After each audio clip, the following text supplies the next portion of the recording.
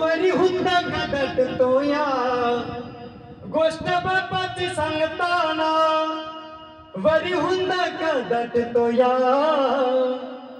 गोष्ट बापाची सांगताना माझ्या युवल्या मुखात भरविला त्यान घास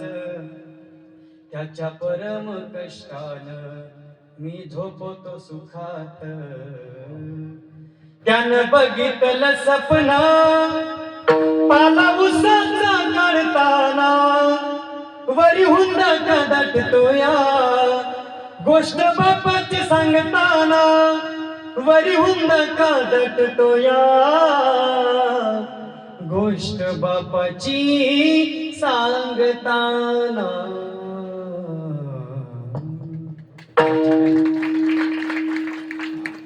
आईचं प्रेम असतेच का नाही आई मायेचा सागर जीवनाधार आई वडील माझे थोर काय सांगू त्यांचे उपकार जीवनाच्या वाटेवरती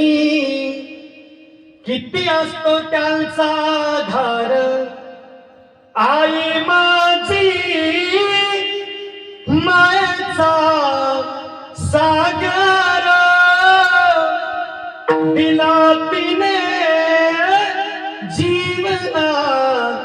आधार मायेचा सागर जीवना आधार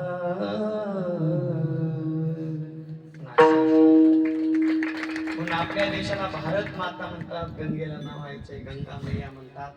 गो माता म्हणतात आपल्या देशामध्ये वृद्धाश्रम निघणे हे काही देशाचं भूषण नाही ते देशाचं दूषण आहे आता आमच्या गोंडू महाराजच्या गावाजवळ वृद्धाश्रम आहे आसोला पाठीवर स्नेह वृद्धाश्रम मी तिथे भेटायला गेलो 15 महिला होत्या आणि त्यात 9ची गोष्ट गोंडू महाराज अशी की 13 बाया ब्राह्मणाच्या होत्या बाकी समाजाच्या बाया 12 आणि एकट्या ब्राह्मणाच्या बाया 13 अशा 25 म्हणजे क्लास टू क्लास 1 अधिकारी सगळे अधिकारी त्या ठिकाणी म्हणून इकडे बघा झालं त्या ठिकाणी वृद्धाश्रम आता आमचा अनाथ आश्रम आहे